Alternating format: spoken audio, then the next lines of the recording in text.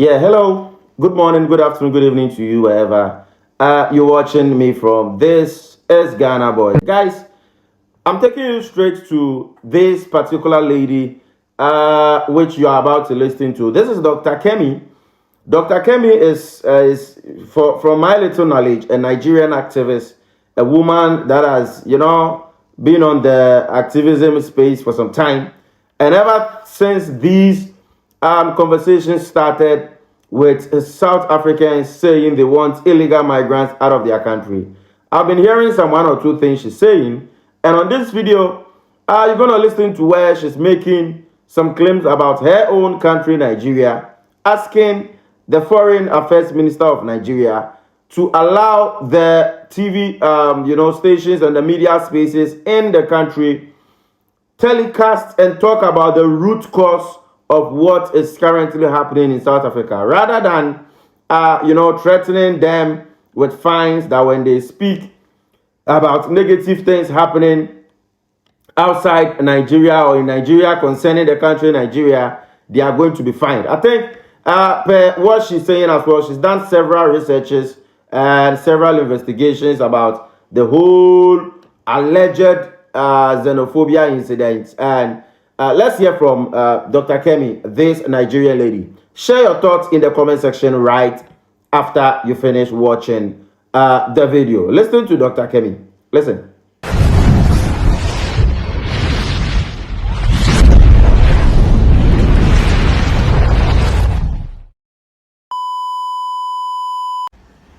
Hello, this is Kemi lawyer, Dr. Kemi, retired Nigerian journalist and activist.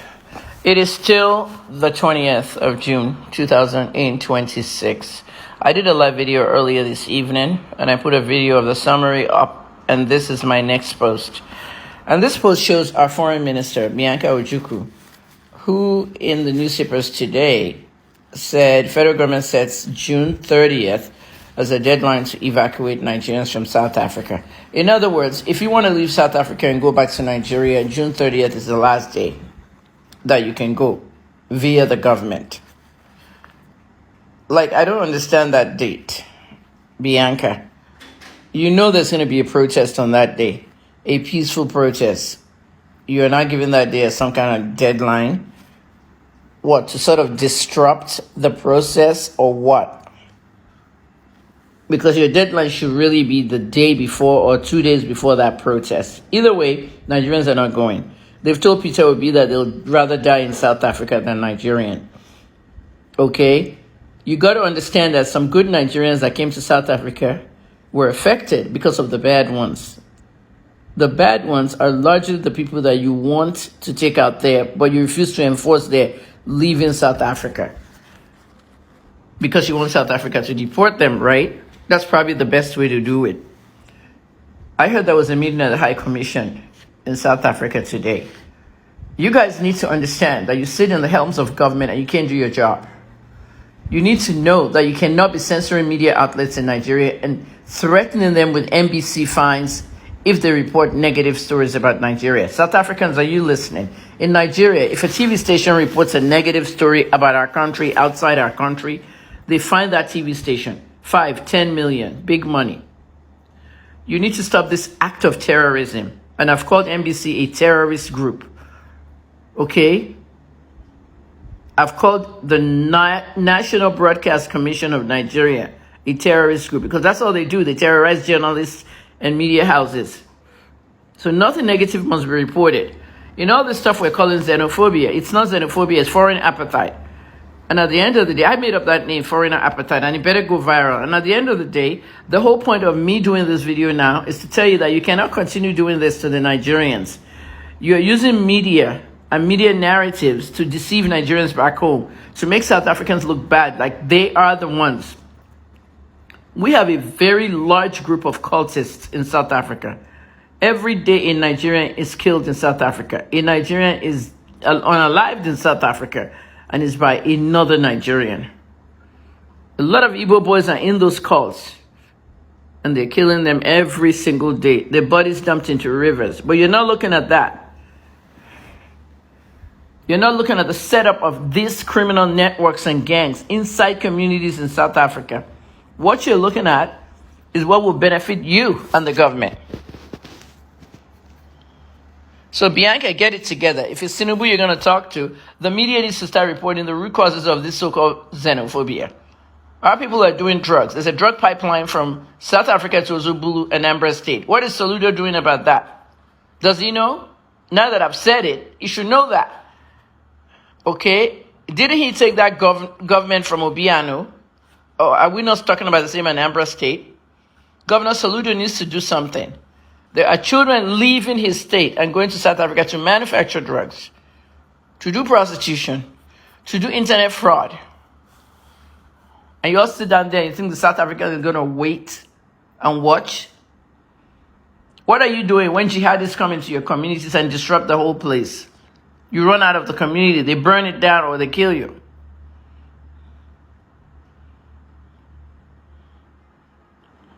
Let's be guided.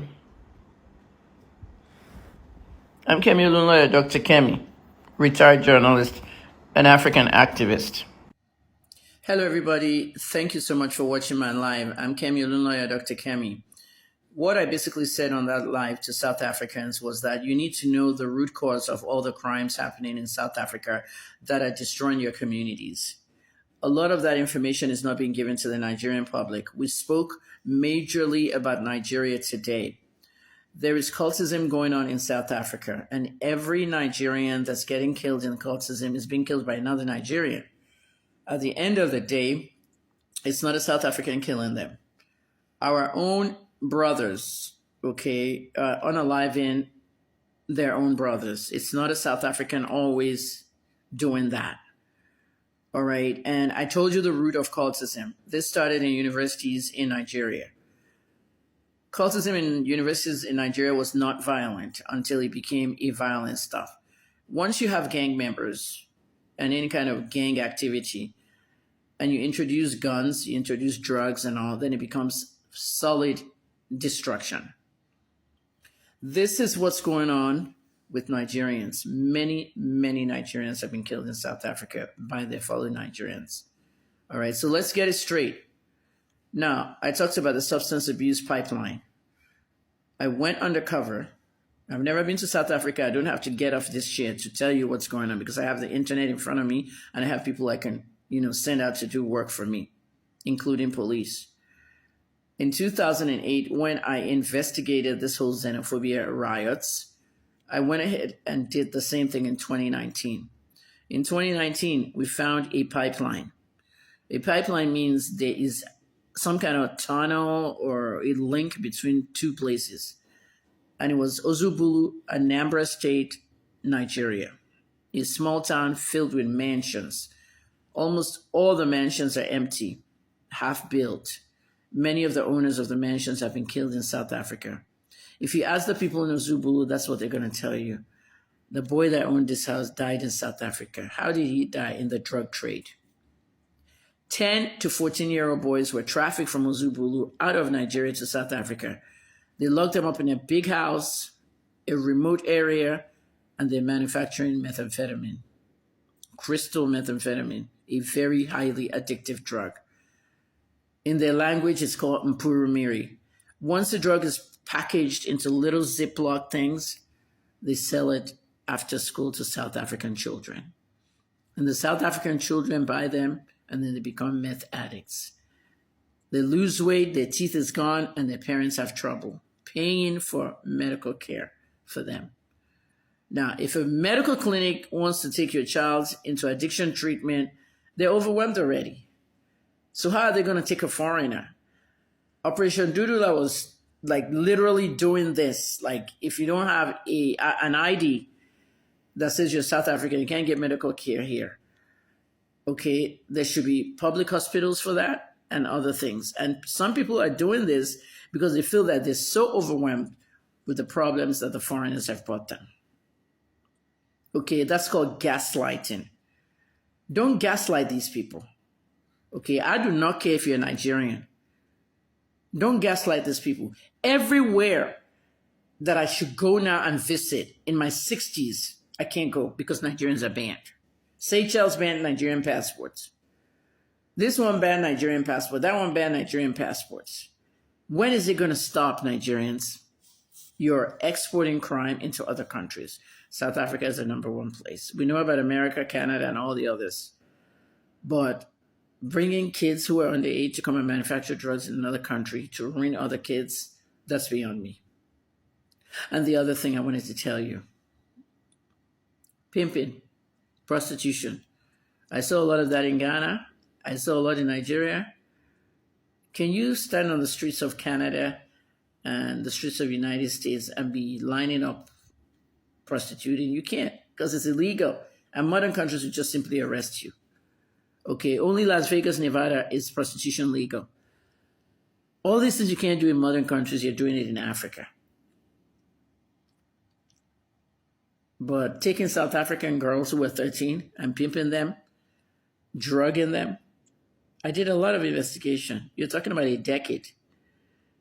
I mean, I said a decade, 2 decades. 2028 is around the corner. I started this stuff in 2008 in Canada. So at the end of the day, I want to tell you guys, if you have a girl, a teenage girl, talk to them. Educate them about prostitution, pimping, and all that. Don't let them be a victim. Trafficking. Lots of young Nigerian girls have been trafficked to Ghana. We've gone out there and register and rescued many. I did many investigations. In my Ghanaian investigation, Uber drivers had my contact. They contacted me on certain girls that would enter the Ubers. They're supposed to go for hookups, but they were crying in the car and they didn't want to go. And they were lost and they were told that they were telling Uber drivers that they were trafficked and they didn't even know how they got here. We know the parties in Lagos that kids would go to like their friend's birthday party and they vanish because something was put in the punch, GHB, and they drugged them and then they took them to another country. So you need to speak to your girls in South Africa. Speak to your boys, speak to your girls, speak to your children. Educate them about cultism. They're looking to recruit new people. Don't get involved. Because these criminals coming out of Nigeria and bringing this thing to your country, they're never going to change. Okay? At the end of the day, I've said 3 things now. The 4th is Yahoo. And Ghana is like arresting people every day over there. Because they have groups of boys, 10 to 14, bringing them to Ghana, locking them in a house. Instead of manufacturing drugs like South Africa, they're on Facebook, on phones, on laptops, scamming people, romance scam, this one scam, that one scam. This is the reason why Facebook went and demonetized so many of us with Nigerian accounts. They closed 2 million accounts that were used for Yahoo. This is why we have this problem in Nigeria with Facebook, because of these criminals. So South Africans, security is very important in your neighborhoods, your communities. I did not deal with Somalians, Ethiopians, Pakistanis, Palestinians. Who else? Palestinians were brought in there through asylum, right? The Zimbos, Mozambique, Malawi. I didn't deal with those ones. I dealt with Nigerians. You still have other countries who are doing their own crime or illegal things or staying illegally. So that has to overwhelm the average South African. Like, have mercy on these people. I am going to go to the RSA's website, the parliament, and I'm going to start calling parliamentary leaders in South Africa. I wish I could stand in front of your parliament and address the parliament on what needs to be done. Because this is not xenophobia. This is apartheid. But I call it foreigner apartheid. You're going to be oppressed. You're going to be prisoners in your own community. An average community in Nigeria, foreigners enter. Islamic jihadists who are not even from Nigeria, from the Sahel. They enter and they take over. Northwest Nigeria, Sokoto, they're now collecting money, levies, tithes. They call it DACA. They knock your door, they put their hands at DACA. You have to pay them your levy. They're capturing communities. Don't end up like Nigeria, South Africa. I'm warning you. Anybody that's not legal, kick them out. I don't support illegal immigration. Kick them out before they destroy your community. I'm just saying. In Ghana, all these Americans, black Americans, white Americans, and all these other foreigners that enter Ghana, Ghana has this thing called Ghana card. Everybody must get that. Everybody must have a clear identity. In Nigeria, we have something called NIN number, National Identification Number for Nigerians only. But everybody else needs to have some form of identification. Nigeria is bigger than Ghana, Nigeria is bigger than South Africa, but at the end of the day, clear identities. You want to open a business, you need to have that business registered. You can't just open a shop anywhere or do anything you want. Stay safe, South Africa. I've said my own. I'll be talking to you next weekend. I'll talk to you more about that YouTube thing I want to teach you, YouTube monetization and content creation. Young South Africans, don't worry. No one's going to take your job this time. You're going to have your own job when you become a digital content creator on YouTube. I'll teach you free. Many people are charging a lot of money for it. I don't charge anything. Okay, I've taught Nigerians and they still abuse me. I'll teach you free.